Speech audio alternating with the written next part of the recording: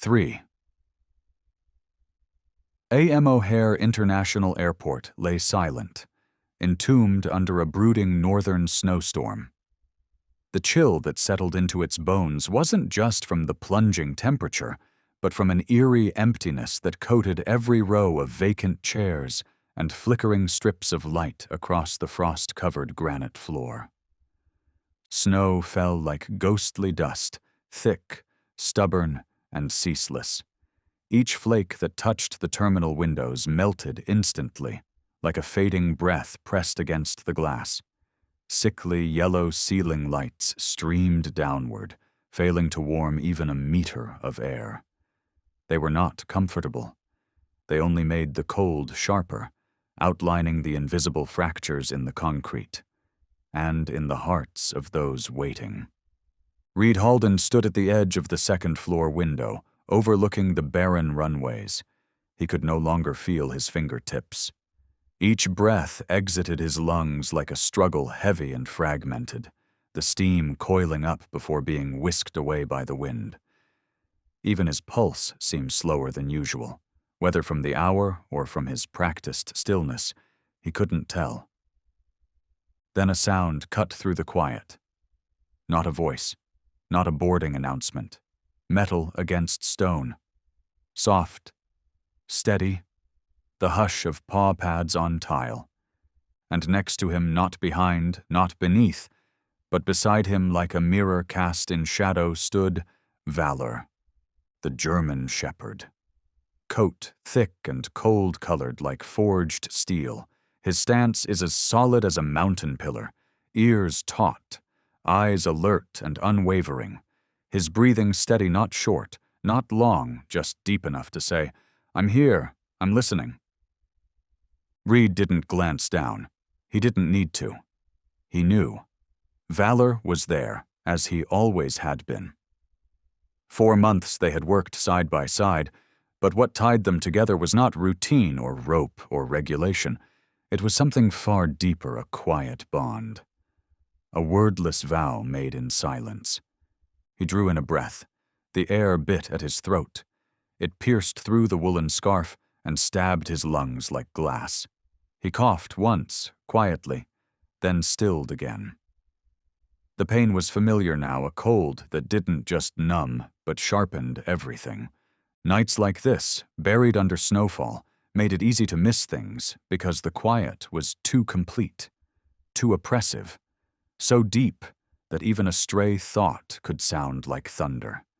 He exhaled, and this time his breath shuddered not from cold, but from something else, something old, something that arrived without a name and refused to leave, a sense of dread.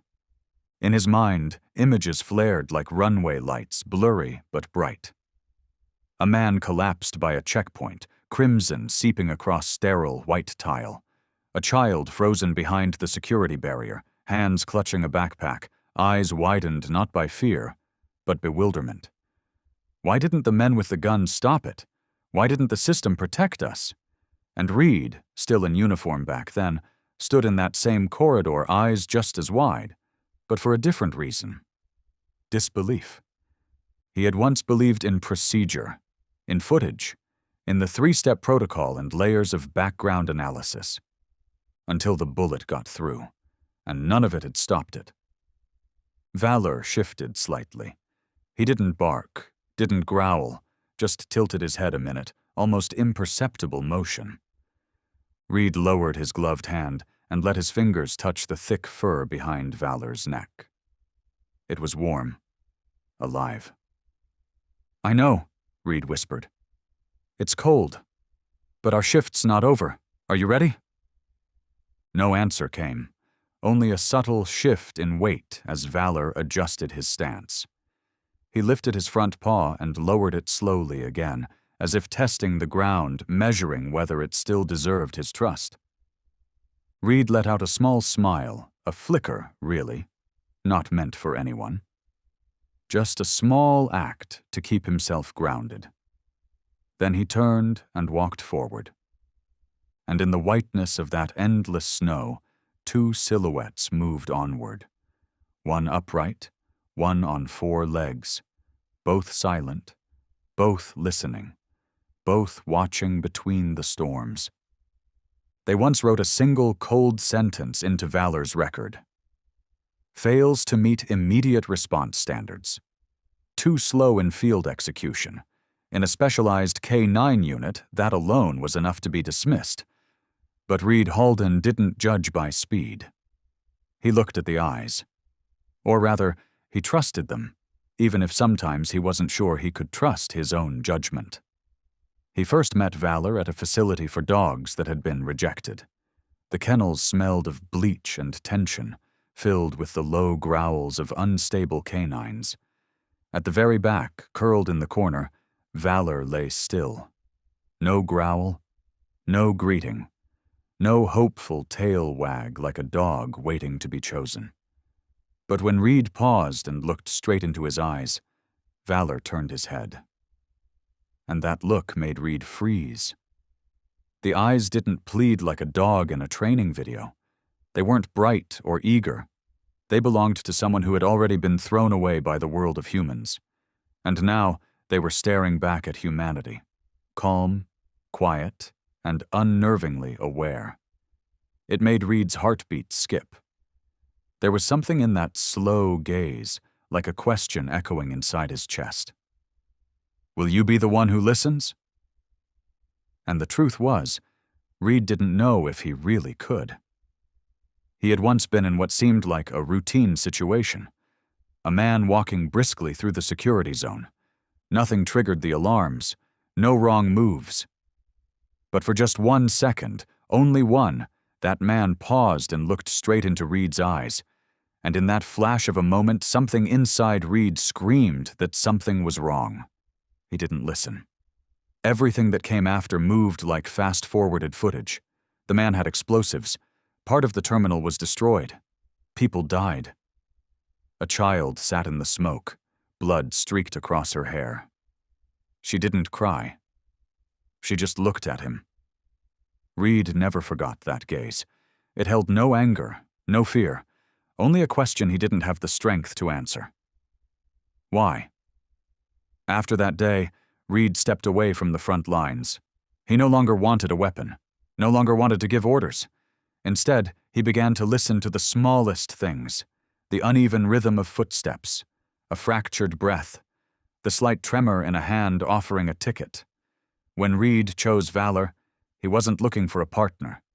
He was looking for a mirror, a creature who, like him, had once been labeled a system flaw. A silence misunderstood. Valor wasn't like other K-9 dogs. During explosive detection tests, the others reacted fast, sniffed, barked, alerted. Valor didn't. He paused. 1 second, 2, sometimes 3. Reed reviewed the training footage. Valor wasn't slow, he was calculating. He moved in a zigzag, stopped at suspicious points. Then, only then, gave a signal. To most trainers, that was a failure. To Reed, that was caution. During practice drills, Reed began to add his own tests. He changed his breathing, shifted his gait to see if Valor would notice. He did. Not instantly, but with precision.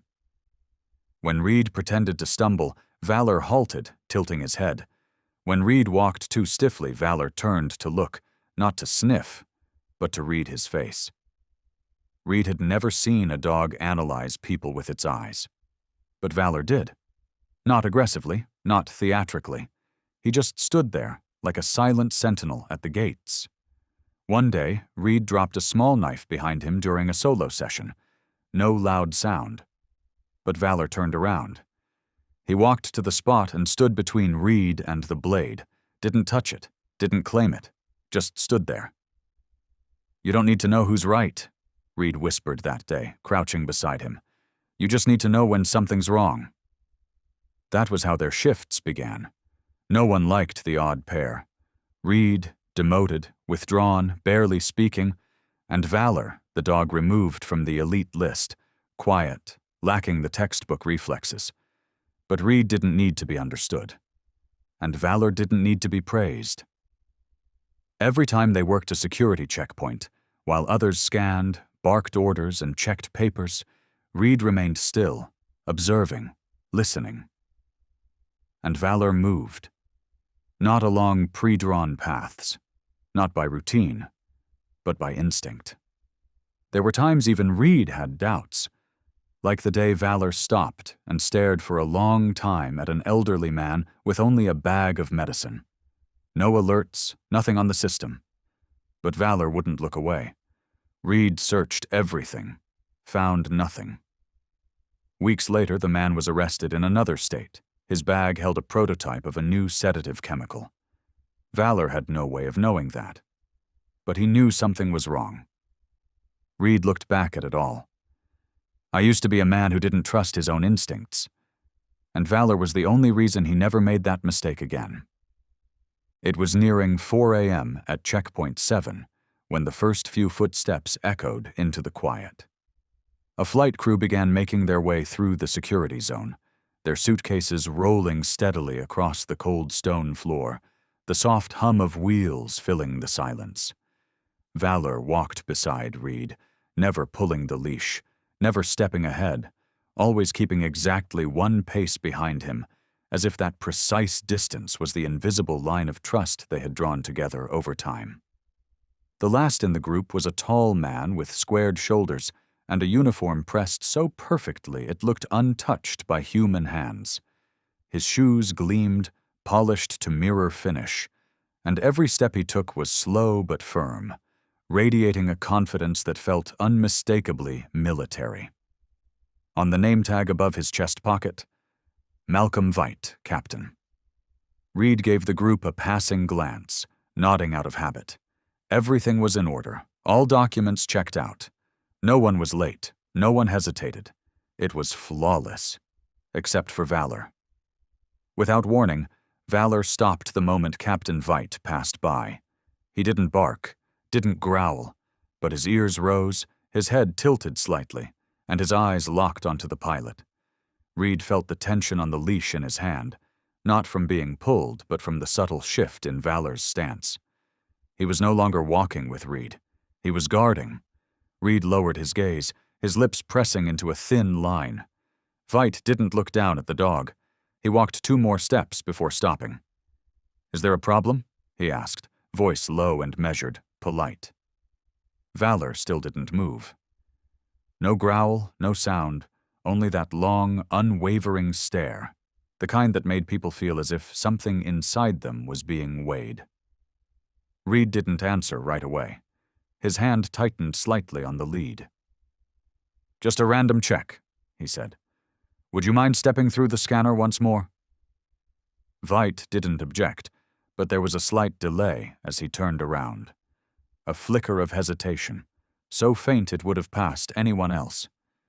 But it was enough to ignite Reed's instinct. The scanner beeped once and stayed silent. Nothing flagged.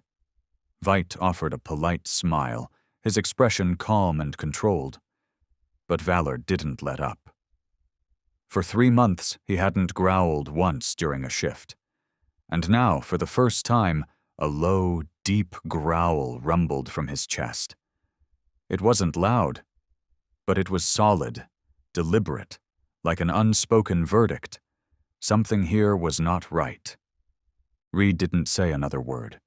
He just stood there, quiet and still, one hand resting gently on the leash, the other placed on Valor's back. Beneath the thick coat, he could feel the muscles tighten, not from fear or tension, but from pure, unwavering focus. Valor didn't blink, didn't flinch, never once looked away from Malcolm Veidt. The entire terminal seemed to fall into a heavy, suspended silence. Somewhere in the distance, the intercom crackled with routine announcements, but the sound barely registered anymore. Reed glanced at the captain's nameplate once more. Nothing was off. Every detail aligned, every piece of data matched. But something deeper, something buried in the part of him that once failed to listen, was now speaking again. Urging, "Listen this time. Please, just listen." He bent slightly, whispering near Valor's ear, not as a command, but as a quiet promise to himself. "If you see something, then I'll believe you. Then, slowly, he pulled a small brown notebook from his pocket, its cover worn and creased at the edges. He scribbled a single line. 3:47, Malcolm Veit. Valor's eyes never left him. The crew resumed their movement, and Veit turned away, posture still crisp and straight. But Valor didn't follow. His head remained turned, his feet planted, still watching, still waiting. Reed took in a long breath, then turned to walk away, his steps slow and deliberate. But in the back of his mind, a thought had surfaced and refused to let go. In this place of frozen white and endless silence, the one thing that would not fade was the gaze of a dog who did not know how to lie. It was just before 4 a.m. when people began to trickle through Checkpoint 7. A group of flight attendants and pilots entered the security zone, their rolling suitcases clicking rhythmically against the cold stone floor, each sound echoing clearly in the stillness of the terminal. Valor walked beside Reed, without pulling, without pushing ahead, keeping a perfect distance as if that space between them had been carefully built over time, a quiet boundary of trust they both honored. The last member of the flight crew was a tall man, shoulders squared, uniform immaculate, shoes polished to a mirror shine. He walked a bit slower than the others, but every step was firm, deliberate, with the composed air of someone shaped by military discipline. The nameplate on his chest read, Malcolm Veit, Captain. Reed gave the group a passing glance and a habitual nod. Nothing seemed out of place. All the paperwork was correct. No one was late. No one appeared nervous. Everything looked perfect. Except for Valor. Without warning, Valor stopped the moment Veit walked past. He didn't growl. He didn't bark. But his ears perked up, his head tilted ever so slightly, and his eyes locked onto the pilot. Reed felt a faint tension on the leash in his hand, not from pulling, but from something more subtle. Valor had shifted from companion to sentinel. Reed lowered his gaze, his lips pressing together in a quiet line. Veit didn't look down at the dog. He took 2 more steps before pausing. "Is there a problem?" he asked, voice deep, smooth, and polite. Valor still didn't move. No sound, just a stare, long and unblinking, the kind that made a person feel like they were being weighed. Reed didn't answer right away. His grip on the leash tightened just a little. "Just a random check," he said evenly. "Would you mind stepping through the scanner again?"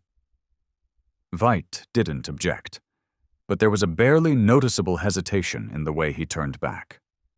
A slight delay, just enough to stir something deep in Reed's instincts. The scanner remained silent. No alerts.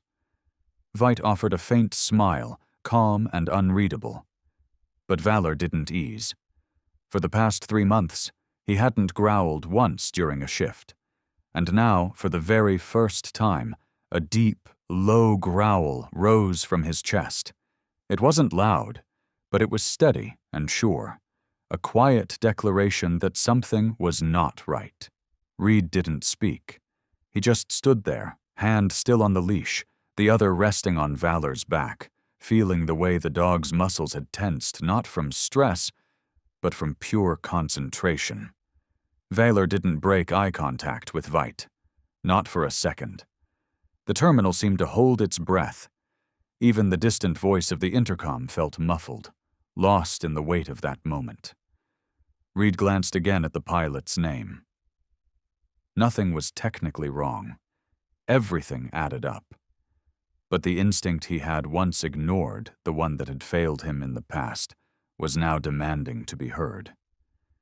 He leaned down and whispered softly into Valor's ear, not as a command, but as a quiet vow to himself. "If you see something, I'll believe you." Then he reached into his jacket and pulled out a worn brown notebook, flipping it open and jotting a single line.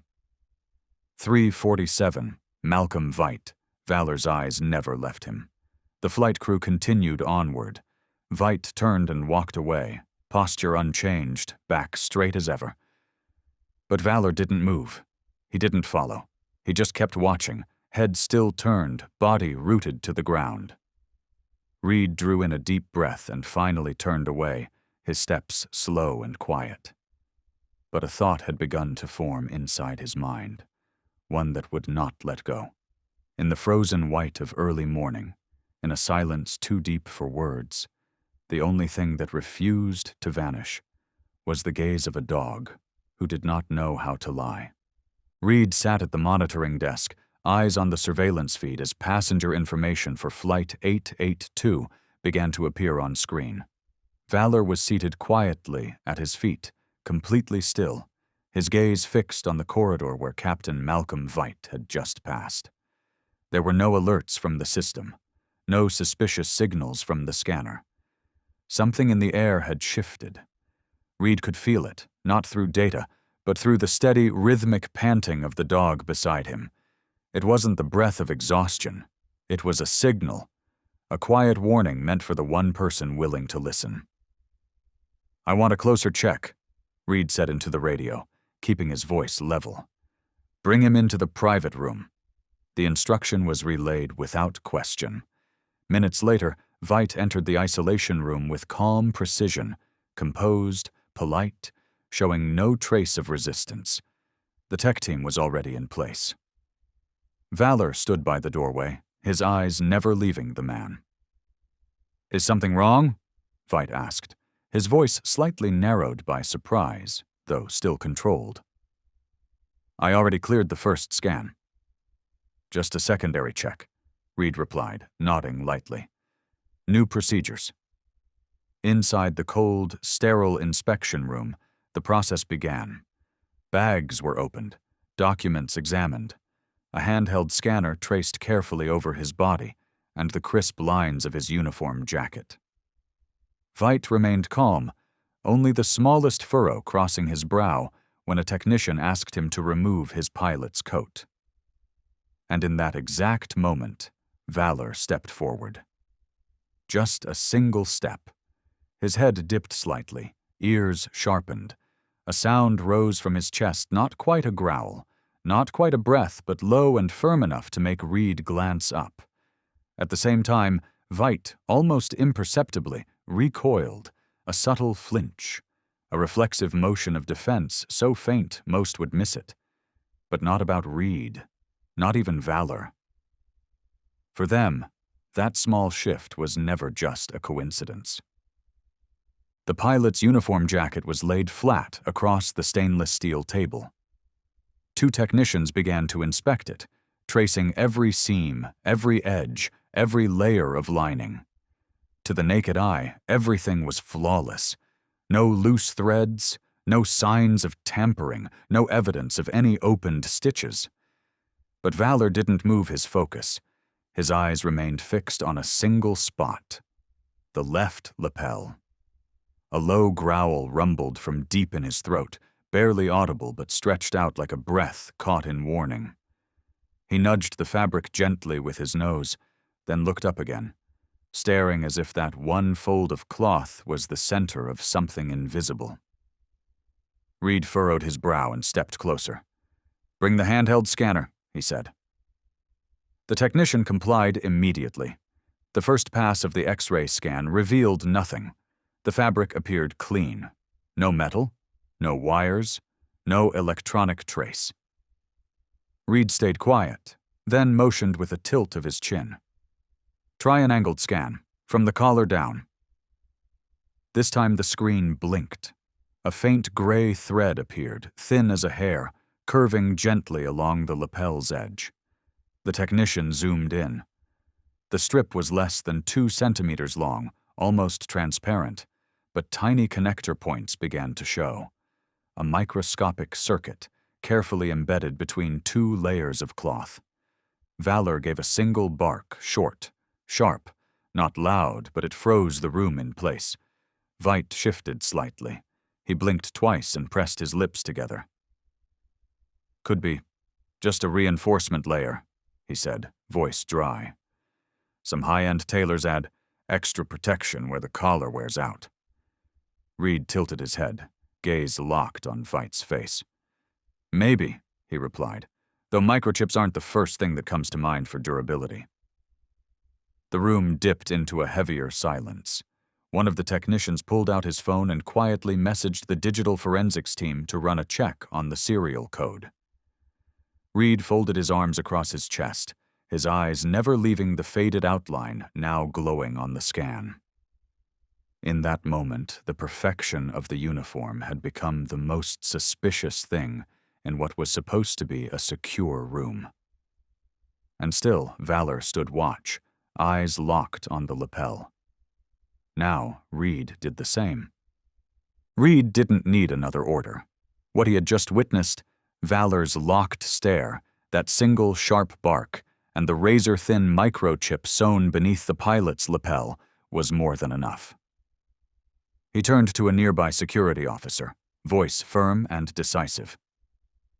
"We're going to search the cockpit. Call in the tactical unit to assist." The officer answered with a clear, loud reply. "Roger." He turned and moved quickly, no further explanation needed. Flight 882 was still in the baggage loading phase. Passengers hadn't begun boarding. The cockpit was empty. This was their moment. The tech team and 3 security agents escorted Valor and Reed up the narrow stairwell into the aircraft. Cold air hissed through the fuselage, echoing down the tight corridor. Inside, the cabin lights glowed pale against the aluminum walls, but Valor didn't hesitate. He stepped forward with purpose, as if he already knew exactly where to go. There was no searching, no sniffing at random. He headed straight for the co-pilot's seat, then stopped.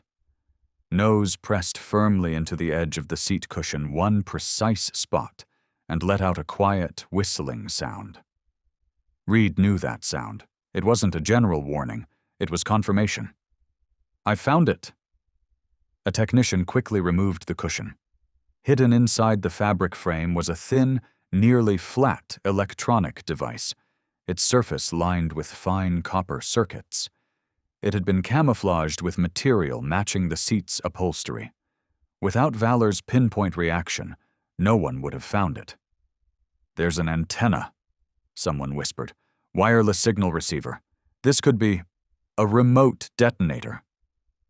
Suddenly, a tiny beep came from the device. The handheld scanner flickered, showing irregular activity, a signal trying to connect. At that exact moment, Valor growled and lunged forward, blocking the technician's hand as he reached for the device. Everyone froze. "Nobody touches it," Reed shouted, his voice ringing through the tight space. "Step back, now." The atmosphere turned into controlled urgency. One officer immediately radioed the tower, requesting the aircraft remain grounded. Almost simultaneously, the captain announced over the cabin speaker that the flight would be delayed due to an engine systems check, just enough of a reason to avoid panic. Another crew member pressed the remote evacuation signal for flight staff. Every move unfolded smoothly, but the pressure behind each decision was unmistakable. Reed remained still in the cockpit, eyes fixed on the device. He didn't wait. "Secure the area. Contain the scene," he ordered. Then he turned. "And detain Malcolm Veight, now." One of the security team leaders hesitated. "We don't have legal grounds yet." "We have a dog," Reed said quietly, "who is never wrong." A moment of stillness settled over the cockpit. No one spoke. No one moved. The device lay there small, thin as a plastic card, yet it carried a weight that made the entire team hold their breath. Suddenly, the signal light on its surface flashed. Once, then twice. Quick bursts, then darkness again. Valor growled, not in alarm, but as a pure reflex. He lunged forward, planting himself squarely between the device and the technician who had reached out for one final check. The man's hand froze mid-air. "Step back," Reed ordered. His voice didn't need to rise. It carried everything it needed in tone alone. The technician took a step back. Valor stayed where he was, no longer growling, but staring at the device like it might still move. Then came the third flash. This time the light didn't blink off right away. A high-pitched beep followed longer than before, not loud, but different. One of the technicians bent down quickly, eyes wide. "Something's trying to connect. External signal. The frequency is unstable," he said loudly. Valor bared his teeth, shifting half a step forward, ready to spring if he had to. And then the beep stopped. The light went out. That was when the silence truly fell. The kind that grips the room like a closed fist. No one knew exactly what had just been interrupted, but they all understood one thing. If Valor hadn't stopped that hand, the next sound might have been something else entirely. Reed lowered himself beside the dog, resting a hand gently on his back. "You've never been wrong. Not once." And for the first time all morning, Valor turned his head toward him. He didn't bark, he didn't growl. He just looked and breathed softly, as if to say, "I know." The isolation room was built to regulation standards, or more precisely, to the standards of indifference. The walls were so white they felt cold. The one-way glass reflected back a blurred ghost of everything it saw. The fluorescent lights weren't bright enough to clarify, only enough to wash everything out, to make it pale and soulless. There was no sound, no second breath, no sense of time. Only Valor sat in the corner of that room, like a silhouette cut away from the world still spinning outside. He didn't scratch. He didn't bark. He didn't show pain. He just sat there, head slightly bowed, tail curled around his legs, as if he understood far too well what was happening. As if this wasn't the first time he had been shut away after doing the right thing. Reed stood on the other side of the glass. His eyes never left the dog in that room, but the fist hidden in his coat pocket had been clenched for some time. The tightness in his chest didn't come from what he saw. It came from a small, familiar voice whispering inside his head. Again. He had promised to trust Valor's eyes, and he had, with everything he had. But even a right decision came with a cold consequence: containment, isolation, protocol. Reed stood motionless. Something felt deeply wrong about watching a creature who had just saved human lives be locked behind glass. Something broke when the same eyes that stopped a bomb now stared at the floor as if apologizing for existing. He swallowed the knot rising in his throat. Not from anger at the system, but from guilt that he had once been a part of it, that he had once believed everything had to follow the rules. That old belief had kept him quiet for years, until Valor's gaze shattered it. Reed wasn't allowed in the room, but in his mind, the lines were already beginning to blur. The rules that had once guided him now felt like nothing more than scratches inside his chest. He whispered something only the silence heard. "I should have done more. Sooner. Faster." And from behind the glass, Valor didn't turn. But one ear tilted faintly toward the voice he knew, as if he heard it anyway, as if he was still waiting. The storage room wasn't large, but it held enough memory to fill all the empty spaces no one dared to name. Reed pushed open the door, and the motion sensor lights flicked on, illuminating rows of shelves lined with drives, documents, and color-coded data boxes. No one had ordered him here. There were no reports due, no instructions given. But standing in this space now was the result of a dog's silence and a gaze that had asked him, without words, "Go find the truth for me." He found Valor's file under the code A/67G SK9. In the early training evaluations, the assessors noted high spatial awareness, strong situational analysis, reaction slower than average but consistently accurate. But on the final page, one line in red stood out. Disqualified, failed to meet reflex response time in emergency conditions, not suitable for a rapid response unit. Reed frowned. A cold conclusion with no context. No one had recorded what had actually happened. No one explained why a dog that had led every exam was removed after a single mission. Just one reference code. Operation S-19, Karumb Zone, March 12th. He turned to the tactical video log system and entered the code. A clip loaded. A special ops team approaching an abandoned house. Valor stayed close to the commander, Jonas Riker. They reached a wooden door. On screen, Valor slowed down, and then the footage jumped. Abruptly. Reed squinted. Something was wrong with the timeline. It skipped from 5:43:22 to 5:43:38 seconds gone. No note. No explanation. No flag for technical error. He reached for the legacy backup drive, entered elevated clearance, and restored the unedited version. The screen was black for a few seconds, then resumed right where it had been cut. Valor stood before the door. He growled softly, then stepped back half a pace, nose pressed to the seam. His ears stood sharp. Riker looked back, hesitated, and gave a signal. A voice crackled through the radio.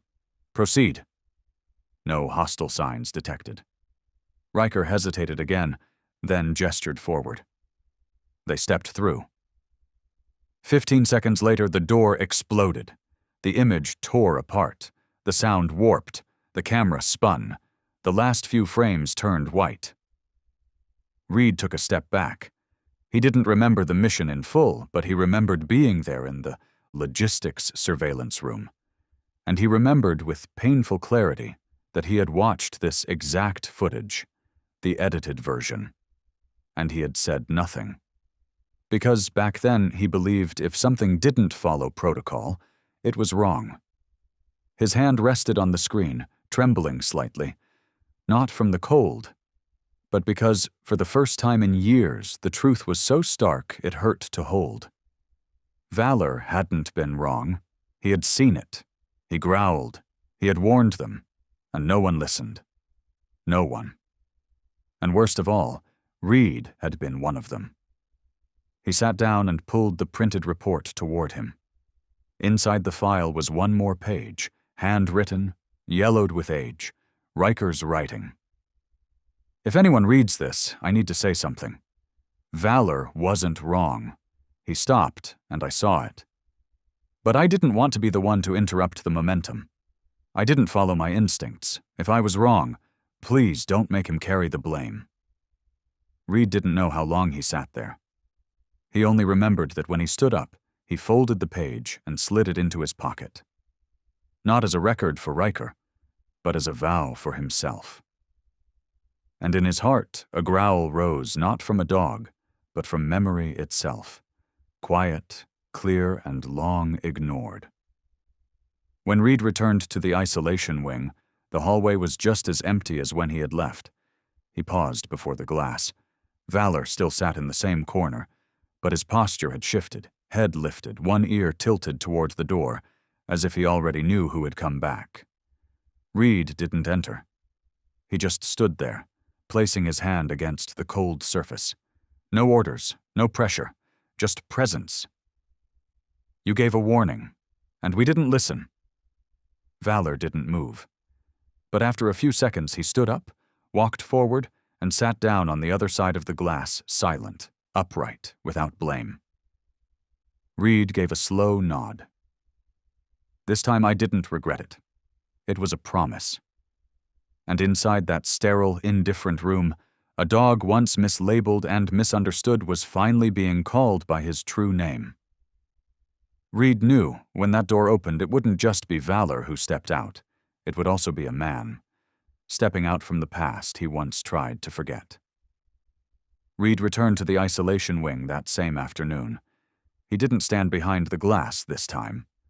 Instead, he signed the form labeled Psychological Recovery Supervision, a bureaucratic phrase that meant something else entirely, a way to step inside, not as an officer, but as someone who had failed.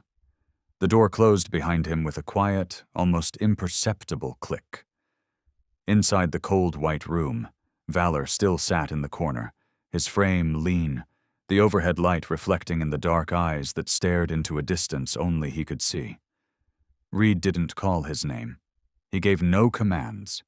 He simply walked forward, slowly, and sat on the floor just a few steps away. Between them stretched a silence, and a road that had never been traveled with words. Valor didn't turn immediately, but his ears tilted toward the sound of him. Once, then again. Valor didn't understand all the things humans said, but he understood eyes. He remembered the eyes that once looked away.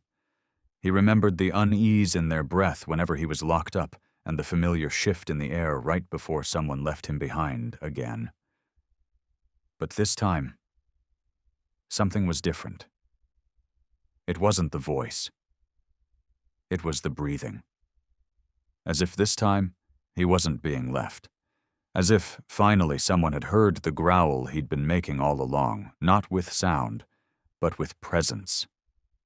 Reed reached into his pocket and pulled out the small, folded page, Riker's handwritten note. He placed it on the floor without explanation. It wasn't an excuse. It was a testimony, not for the system, but for a living soul who had been misjudged for far too long. "It wasn't your fault," Reed said softly. "It wasn't Riker's either.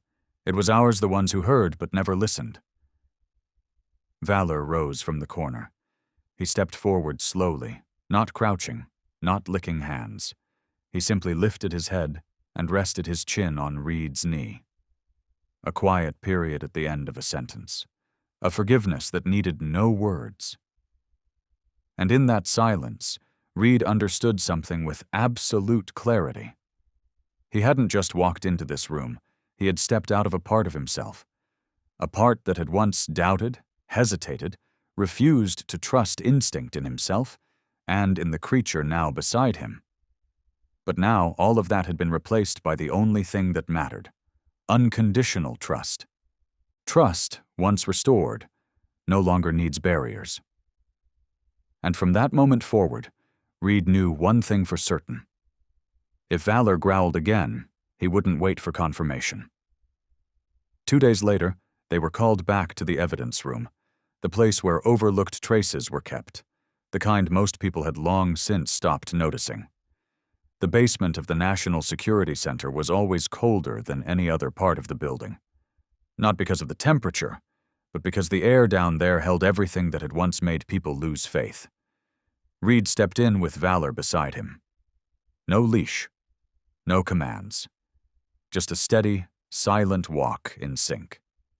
A technician pointed toward a brown leather bag resting inside a sealed tray. This was with Veit at the Istanbul airport, but the man carrying it wasn't flagged. Clean record, no one paid attention, until the recordings were re-reviewed. Valor didn't glance at the screen replaying the surveillance footage in the background. He walked slowly past the rows of lockers, head lowered slightly. But a few steps away from the bag, he stopped. It wasn't the scent. It was something else, something invisible. A familiar rip in the energy around them. His ears perked. A low growl slipped out, soft but sharp enough to stop the room. Valor took a single step forward. No barking, no lunging. Just a fixed stare at the evidence. Then a deliberate turn, locking his eyes on Reed. A security officer frowned. Could just be reacting to a stranger's scent. Reed didn't respond right away. He stepped forward, knelt beside Valor, and placed a steady hand on his back. "Same reaction as Veit's lapel," he said without looking at anyone. "And that time, we nearly didn't make it." No one spoke. The technician re-entered the item's code. The screen lit up with the identity of the man who had traveled with Veit, a figure who had passed through 4 international airports in 3 weeks. His file showed 3 different identities. One of those was just used to check in with the technical crew on a flight at LAX Wheels up in 2 hours. "High alert!" the system blared. Red lights switched to active status. The digital map displayed the route from LAX to Frankfurt, even as files for multiple pilots were being cross-checked in real time. An agent muttered, "We can't mobilize just because a dog growled." Reed rose. Not just a dog.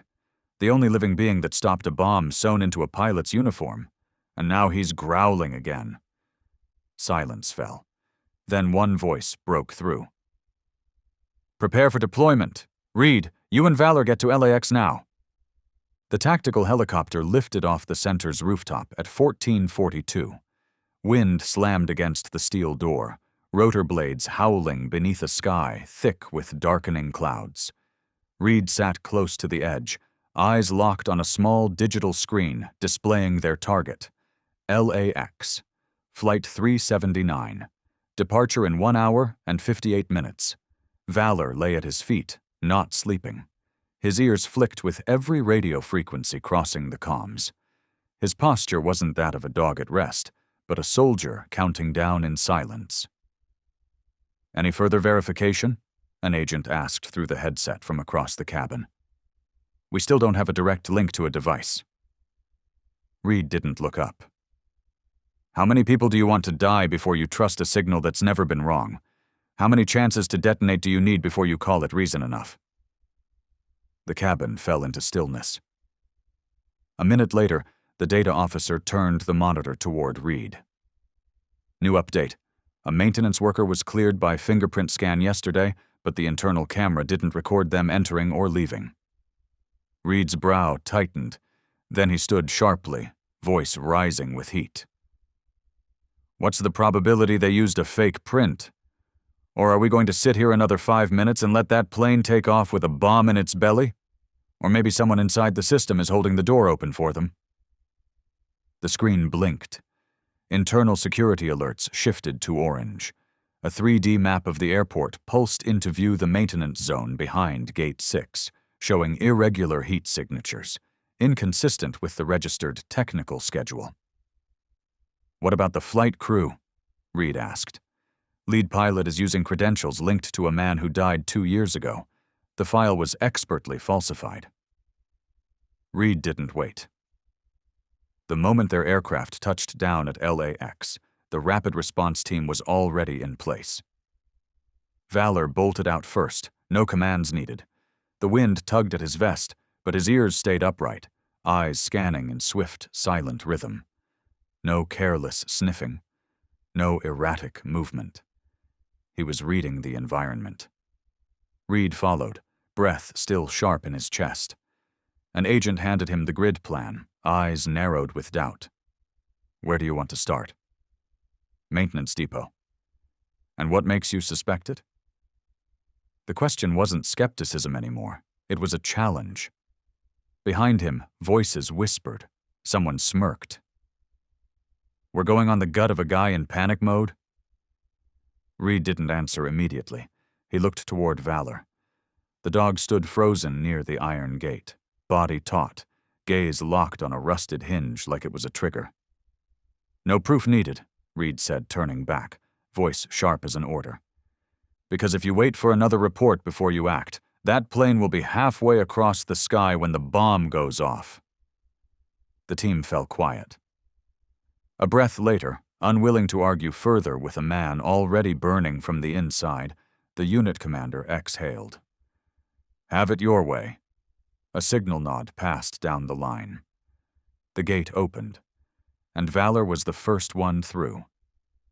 In the minutes that followed, no one said a word.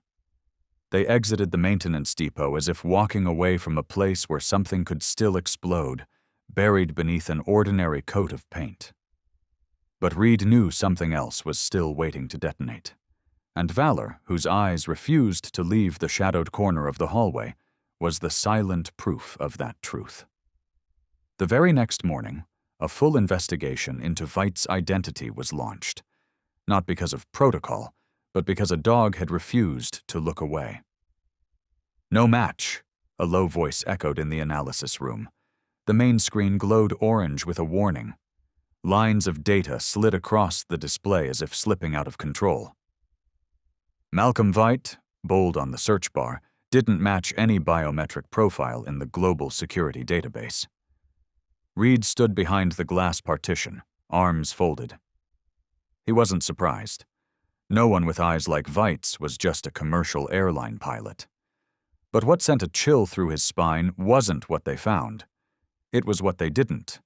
No erased records, no transfer logs. It was as if the name had never existed. "Wait," one of the cybersecurity techs said, turning a secondary screen. "We've got a fingerprint match to an old military file. Different name." The text lit up. Lucas Stendahl, former tactical pilot listed as missing in action during an undisclosed operation in Eastern Europe over 12 years ago. "He was declared killed in action," the technician added. "But looking at this image now..." Reed stared at the faded military photo as it loaded. There was no mistake. This was the man Valor had growled at in the hallway. But something even more unusual appeared. A secondary file code surfaced beneath Stendahl's name, tagged with the classification, Biological Interface, Special Application Transfer Program. "What is this?" Reed asked, stepping closer. The technician shook his head. "That's an isolated access designation. It's tied to experimental or off-grid training programs pulled out of standard defense oversight. The managing unit is a civilian contractor under biological research. No audit trail." "You're telling me," Reed said slowly, leaning in, "Lucas was part of a program the government doesn't even control?" "Can't confirm," the tech replied, "because technically, it doesn't exist." Reed fell silent. Valor designation VX-21 had also been linked to a project structured just like that. One man who disappeared, one dog who was discarded. And now both converge on the same point, a metal lunchbox carrying a bomb. No one knew where Stendahl had been for more than a decade, but one thing was certain: someone had brought him back, and they wanted him to be seen. Reed didn't sleep that night, not because of the explosive device, not because of the tense meeting with high-ranking command, but because of the last look in Valor's eyes, a gaze that wasn't focused on the danger in front of them, but on something else entirely. Something no one had yet dared to name. The next morning, he requested a full re-examination of Malcolm Veit's identity, and only a few hours later, he received something he wasn't sure whether he had feared or hoped for. That name had never existed. The interrogation room sat deep beneath the ground, lit by cold fluorescent lights that spilled harshly across tile. Reed entered, Valor just behind him. The dog moved slowly, but with purpose. Each step seemed to carry the weight of memories that hadn't yet been given names.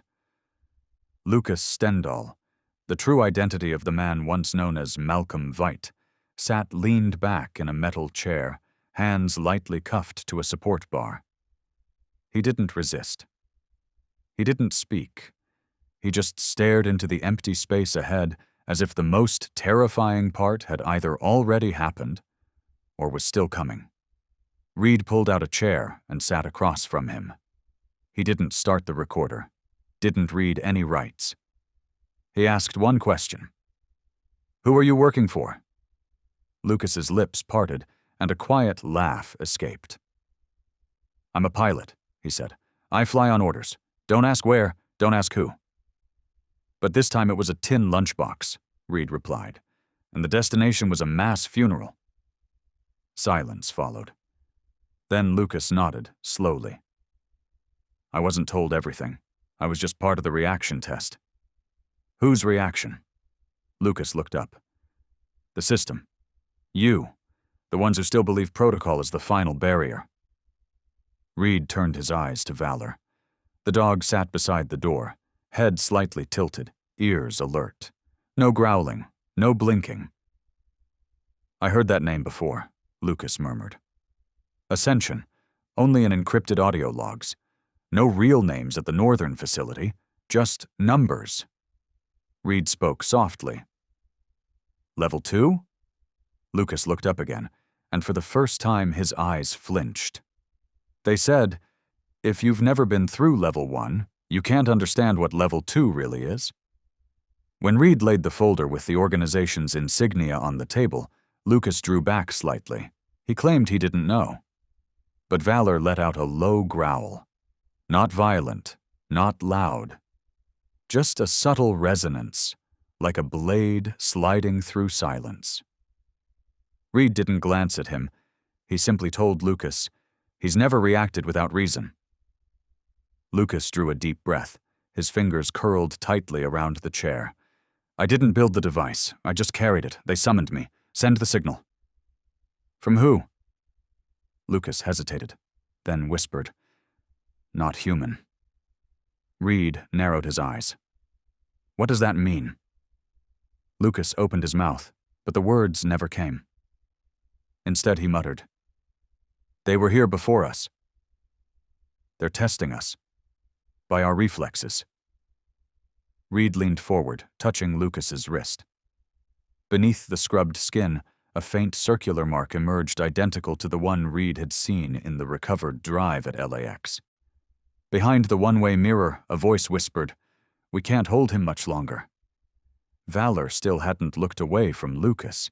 His gaze was dark, sharp, and unblinking as if he were staring through the man's skin, down into the deepest layers where unnamed memories still slept. The hallway leading to the tech chamber wasn't long, but the air inside seemed to thicken with every step. Lucas Stendahl walked ahead, escorted by 2 officers. Reed and Valor followed closely behind. But Valor didn't walk like he usually did. He didn't pace. He didn't glance around. His ears were sharp, spine taut, each breath rising and falling as if he were straining to hear some faint, muddled signal coming from inside the man ahead. Lucas kept his head down, his gait steady, no chains to restrict him. But at the bend in the corridor, he hesitated for a fraction of a second, swallowing dryly. Reed noticed but didn't have time to act. Valor let out a low growl. Not a warning. It was rough, clipped, urgent like the screech of instinct hitting the brakes. Reed tightened the leash. "Easy, Valor." But Valor wasn't calm. He lunged forward, growling with force, every muscle locked. His ears pinned, legs lowered like he was ready to strike. His eyes were fixed on the back of Lucas's neck. "Valor, fall back." Just 3 seconds later, Lucas raised his head, then twisted slightly and clenched his jaw. A soft click echoed. His eyes rolled back. His body convulsed violently. A toxin capsule had ruptured. Reed dropped the leash. But it was too late. Valor lunged, slipped beneath the guards, and clamped onto Lucas's sleeve like there might still be time to pull him back. But the body had already slumped, crashing against the steel wall behind him. Foam formed at his mouth. His chest jolted 3 times, then stopped. His eyes remained open. And they locked onto Valor, not with fear, not with contempt. Just quietly, as if he had always known the dog would come. Just not soon enough. Medics rushed in. One technician pried open Lucas's mouth, then shook his head. Titan coating. It only dissolves when triggered at a precise bite point. From rupture to cardiac arrest, less than 8 seconds. Valor stood still. He didn't bark, didn't growl. He only stepped back, then sat down. Eyes fixed on the body. The air around them thickened. Reed knelt beside him, placing a hand gently on his head. "You knew," he whispered, his voice raw. "And this time, we weren't fast enough." No one spoke. An officer unclipped the leash from Reed's hand, as if to say, "Not everything needs to be held by a rope." Valor remained where he was. And in that moment, Reed understood something with a clarity that burned sometimes. A reflex doesn't need a reason. It only needs to be trusted. After Lucas's sudden death, Reed didn't leave headquarters. He didn't attend the debriefing. He didn't file any reports. He simply made his way back down to the basement, to the archive room where files no one wanted to touch anymore were left to gather dust. Because if Valor had ever reacted correctly, then whatever he carried in his memory might have been buried down there for a very long time. Reed sat alone in the basement archive, where outdated drives and corrupted formats housed what was left of forgotten programs. No one else was allowed inside. No one knew what he was searching for. Perhaps not even he did. The monitor flickered and brought up a hidden directory, an old code VX21. No label, no context, just a string of characters sitting quietly in the system, untouched for 17 years. When he opened the file, the first line hit him immediately. Ascension Field Prototype, K9 Series, restricted clearance only. Then came a blurry black and white image. A young dog, seated, head slightly tilted. No name, but Reed knew. It was Valor. That gaze couldn't be mistaken. Beneath the image, a note read, Prototype 04. Valor. Status. Transferred for repurposing. But the name Valor had been savagely crossed out in red ink, slashing through the scanned paper itself. Next to it, scribbled in rough handwriting, VX21. Reed paused, staring at it. As if that single red line had erased not just a name, but a life, turning a living being into a number, into a tool, into a test subject. On the final page was a connection diagram between the prototypes. One name stood out, L. Stendhal, Handler plus Observer. Reed leaned back in his chair, eyes fixed on the screen. Questions began to rise inside him like waves. Had they once stood on the same side of the mission? Or were they both fragments of the same program no one dared speak of? Valor lay beneath the desk. When the screen displayed the words VX21, terminated from active K9 program, he flinched slightly. He didn't bark. He didn't growl. He simply trembled as if a memory had returned, summoned not by any command, but by something deeper, something wordless. Reed reached down and gently stroked his back. VX21 was never just a number, he whispered. It's a reminder that some memories may be buried, but none of us ever really forget. Valor still lay beneath the desk, his eyes never leaving the screen that had gone dark long ago. But in that quiet, Reed knew something had awakened. Not the dog himself, but a fragment of memory, crossed out from history, but never truly erased from the living soul that carried it. That night, Reed didn't sleep. He printed the entire VX21 file onto paper and combed through each line, as if every letter might return a name someone had tried to delete. The first page read, VX21, Prototype Observation Logs. The second page was a monthly training chart, complete with dates, times, and trainer codes. Reed cross-checked it against the records of Lucas Stendhal. The timelines aligned. Same training site, same command unit. But more than that, the same week marked for Intensive Handler K9 Protocol under code B9. A faint faxed line at the bottom of the page made him stop. Apply acoustic wave activation model for VX group, phase 2. Valor shows inconsistent response, adjust pulse rhythm. Valor, not VX21, his real name, the name someone had once slashed out. And yet here it was written again, in a place no one else had dared to speak it. Reed set his pen down. He looked over the paper stack toward where Valor was curled.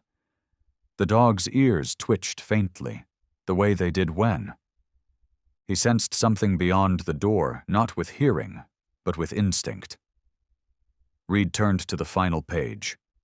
A sonic diagram.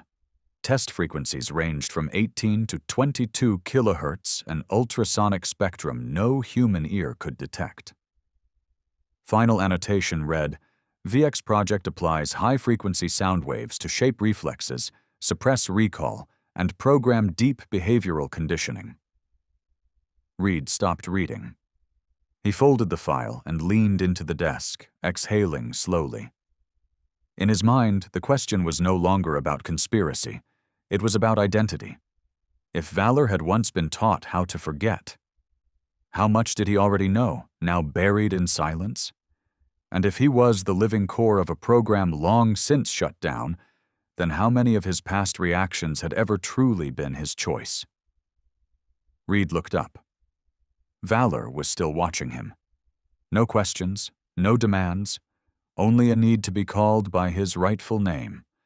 Some answers don't live in files, not in databases, not on printed pages. They survive only in the memory of those who once stood in that room, who gave the first commands before man and dog were ordered to forget. Reed knew he needed to find someone like that. The name appeared in the retired from active program note attached to VX-21's file. Caleb Miles, former handler from the Special K-9 Division, retired after an unspecified incident. Reed drove across 3 states to reach the wooded outskirts of Colorado, where Caleb lived in a timber cabin with no internet, no nameplate, only a low fence and a sign. Don't knock. If you weren't invited, keep walking. Reed didn't knock. He just stood there, file in hand, Valor by his side. The door opened after 11 minutes. The man who stood there had silver hair, eyes as deep and hard as mountain stone. He didn't look at Reed first. He looked at Valor. The two of them stood frozen.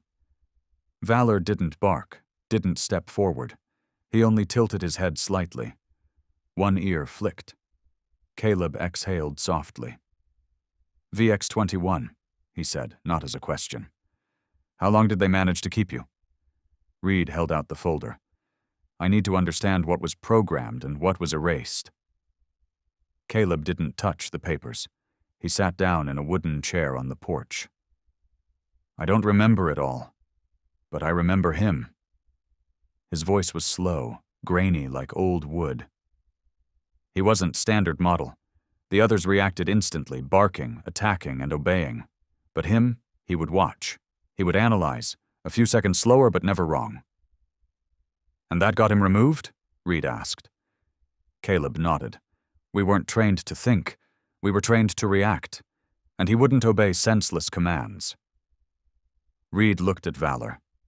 The dog lay on the porch, eyes open, as if he were still listening. Once, Caleb said, a high-ranking officer gave a false command to test him. He didn't follow it. That man wanted him to retire permanently. I refused. He went quiet, then added more softly, because that was the last time I believed I still had the authority to protect what was right. Reed sat beside him. He didn't speak. He simply placed a hand on Valor's back and felt no tremble, no more programming, just a soul waiting for someone to remember who he really was. And once memory begins to awaken, it never stops at just one name. It never ends with a single look. It pulls with it the rest of the pieces of identities that were erased, lives once labeled as no longer viable, but no one truly disappears, as long as something still remembers in their place. Reed sat alone in the secondary data vault, a narrow room lined with old steel cabinets and bathed in the soft yellow of flickering lights.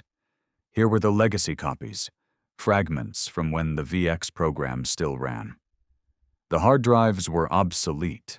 The monitors are thick-edged and humming, but the words on the screen still came through clear enough to chill the blood. On a stripped-down command interface, he located a roster of the K-9 prototypes assigned under the VX code. A line of entries appeared like the first crack in a wall of glass. VX-03, status, unknown. VX-09, status, contact lost. VX-15, status, training aborted. VX-21, withdrawn from field duty. Name, Valor. Reed hovered the mouse over each one. There were no transfer logs, no destruction orders, no clear reasons for termination. Each record simply ended with the phrase, no longer of tactical value. Beneath that was a hidden note, fragmented but still recoverable. Note, footage for these units removed from system. Subjects 3 and 15 showed adverse reactions. Adverse reactions. That meant they had been pushed too far. Reed stood, walking toward the storage wing. Valor followed in silence. But near a crooked maintenance panel on the west wall, he stopped. Valor didn't bark. He stepped closer, sniffed gently, then looked up at Reed. Reed reached forward and carefully loosened the panel. Behind the dust and tangle of wiring was a slim opening, just wide enough to fit something flat. He reached in and pulled out a photo. Black and white. Faded. The edges frayed, but the image was clear. 4 German shepherds sat in a perfect line. Each wore a collar marked VX-03, VX-09, VX-15, and VX-21. Behind them stood 2 men. One was Lucas Stendhal Younger, in uniform, his gaze off camera. The other man's face had been scratched out, not blurred, not redacted. Scraped clean, as if someone had taken something sharp and carved him from memory. In the bottom left corner of the photo, a small smear of dried blood, deep brown, slightly spread. Reed said nothing. Valor stared at the image. His ears sank slightly. No growling, no whimpering. But his eyes didn't blink. Reed sat down beside him. "You know who's missing from this picture, don't you?" Valor didn't answer, but the look in his eyes told Reed more than any file ever could. This wasn't the first time he had seen it. Reed stood again and returned to the panel. Inside was a small folded note. He opened it. Scrawled in faint pencil. VX-09 refused command. VX-15 showed intense emotional response.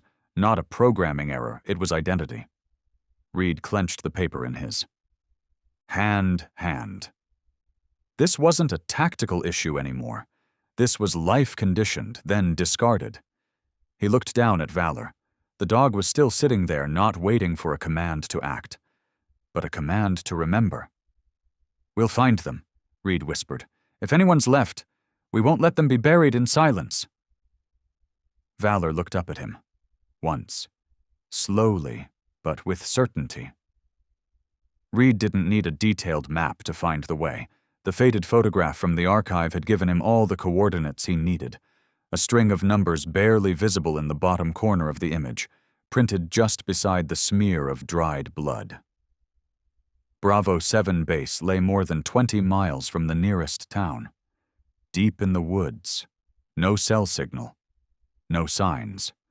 Only wind, rotting leaves, and the ancient trees that had once cast shadows over things no one wanted to speak of anymore. The vehicle rolled to a stop in front of a rusted iron gate. The barbed wire was still there, but brittle and frayed. A broken sign leaned to one side. "No trespassing. Military property." Reed said nothing. Valor had already stepped out before him. The dog stood at the gate, as if waiting for someone to open it, not out of fear, but in respect for a memory still hanging between the iron bars. The gate creaked open with a dry snap. Cold wind swept through. Inside, the compound was a ruin of forgotten intentions. The command center had collapsed in on itself. The training yard was overgrown with weeds, and a row of sealed audio rooms lined one wall like ghosts left behind. Valor didn't run.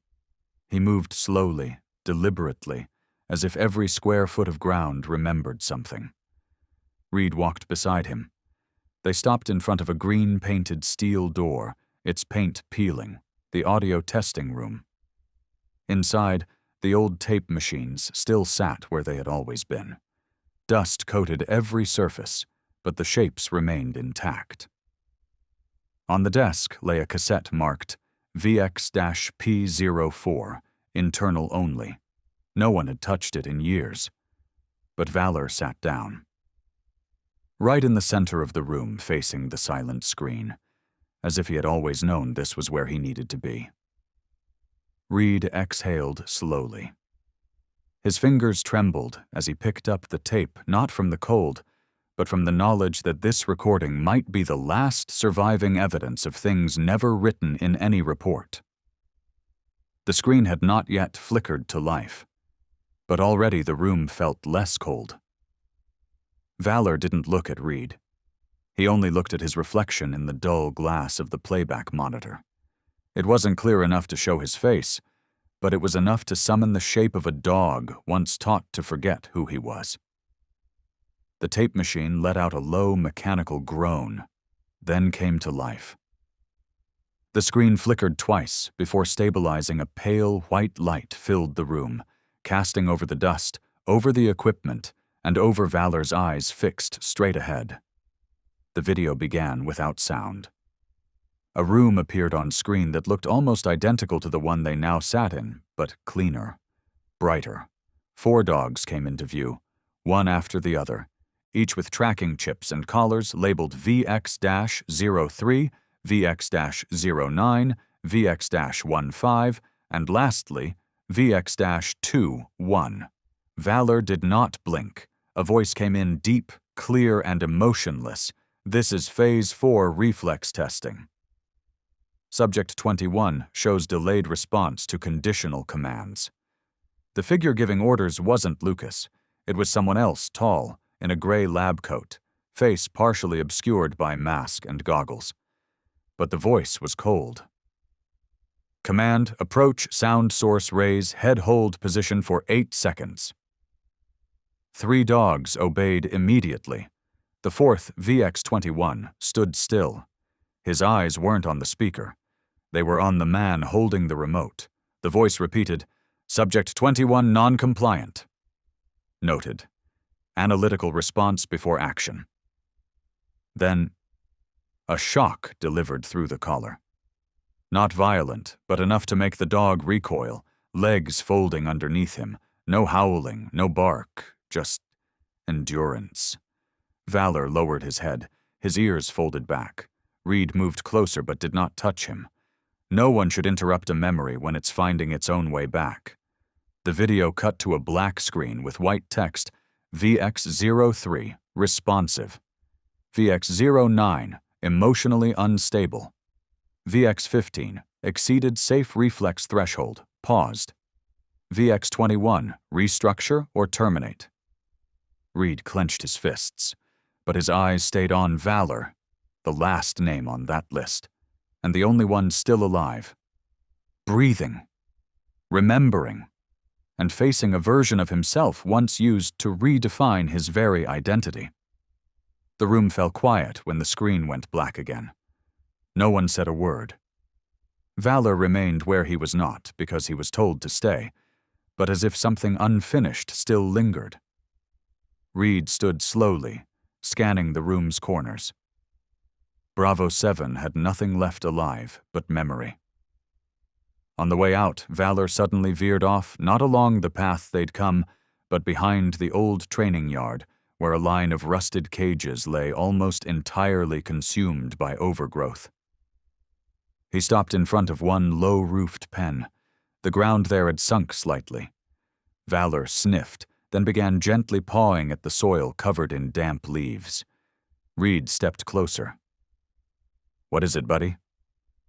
A few seconds later, something surfaced. A leather collar, rotted but still intact. Reed picked it up, brushing the dirt away. The front bore a familiar marking, VX-09. But when he turned it over, inside was a faint, hand-carved name. ASH. Not a number, not a code, a name. Valor stared at the collar for a long time. He didn't howl. He didn't bark. He only gave a subtle shiver, then stepped forward and pressed his nose softly against the worn leather. A single touch is enough to suggest that some memories aren't stored in training waves. Reed didn't speak. He didn't need to. If Ash had once been called by name, then someone had loved him as a living being, as a friend, not a tool. And if that name had been buried, that memory erased, then what still lived in Valor was the final proof of a pack that had vanished. You weren't just one, Reed whispered. You didn't survive by accident. You were the first left behind, so you could remember all of them. In the end, this wasn't just a story about a dog and a bomb. It was about something deeper. What happens when someone or something is accused, judged, or dismissed before the truth is ever known? Maybe you've been there. Maybe you've been on the receiving end of suspicion, a sideways glance, a cold silence, or a confrontation with no real evidence. Maybe someone you trusted thought the worst of you, and it hurt more than you could explain. If that's you, here's what we want you to know. Your truth doesn't vanish just because someone else doubts it. Take a breath. Stay calm. Document what you can. Protect your peace. And if needed, seek the right support. Whether legal help or just someone who truly listens, you don't have to carry it alone. And if there are children involved, always protect their sense of stability. Their hearts need quiet, not chaos. And sometimes, like valor, your instincts will be right, even if no one believes you at first. Keep standing. Keep watching. The truth has a way of coming to light. Now we'd love to hear from you. Have you ever been wrongly accused, cheated on, or made to feel guilty for something you didn't do? How did you handle it? Share your experience in the comments. Let's make this space one where others can find empathy and maybe a little healing. Your story might help someone else feel less alone today.